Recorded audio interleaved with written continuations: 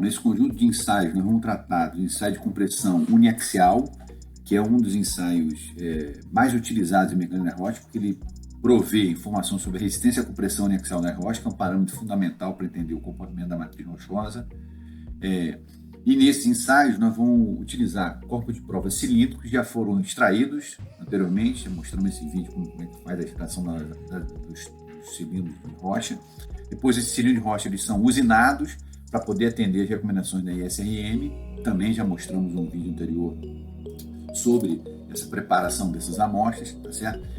E antes que a gente proceda ao início do ensaio, a gente deve medir os diâmetros e as alturas de todos os corpos de prova para a gente poder tirar algumas informações fundamentais para o cálculo da resistência à compressão uniaxial. Primeiro, a razão altura diâmetro, né, que conforme a ISRM preconiza tem que estar entre 2,5 e 3, mas de acordo com a STM, que é a norma americana, tem que estar entre 2 e 2,5, e conforme o Eurocódigo tem que estar entre 2 e 3.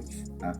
Além disso, tanto o topo quanto a base tem que estar o mais polidos possível para evitar muitas rugosidades que possam causar concentração de tensões, e o topo e a base devem ser o mais perfeitamente possível perpendiculares à geratriz do corpo de prova. Tem uma margem de erro, um erro máximo admissível nas normas que a gente tem que observar. Tá?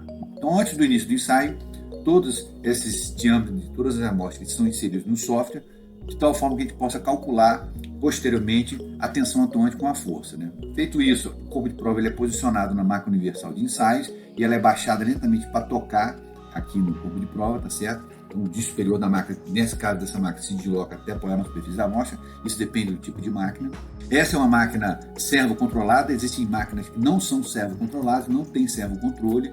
E a presença do servo-controle é muito importante porque ele permite que a deformação seja controlada. Então, a ruptura não é explosiva. Então, você consegue obter parâmetros residuais do pós-pico. Aí a gente aciona a máquina para começar o ensaio. Então, a máquina começa a carregar, né? A velocidade de carregamento segundo a ISRM deve estar entre meio e 1 MPa por segundo, tá certo? A ruptura deve ocorrer entre 5 a 10 minutos de carregamento. Atende uma ou a outra, tá? Dessa forma, a taxa de carregamento nesse ensaio que nós estamos mostrando foi de meio MPa por segundo, tá certo? Demorou 6 minutos depois a rocha vai romper. Essa ruptura vai se dar de forma explosiva porque nós não estamos realizando medidas de deformação transversal e longitudinal, tá? Nota-se que essa ruptura foi muito explosiva e repentina, e é um componente tipo de rocha sã, tá certo? Sem o servocontrole. Então, esse ensaio, por exemplo, a curva só vai até o ponto de carga máxima, ou seja, ao ponto em que a rocha atinge a resistência à pressão uniaxial máxima, tá?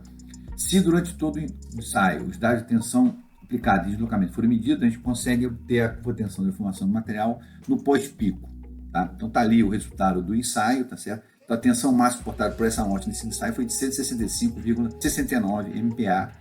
Tá aí uma amostra depois da ruptura, né? Mostrando um outro tipo de rendilhamento axial. Assim.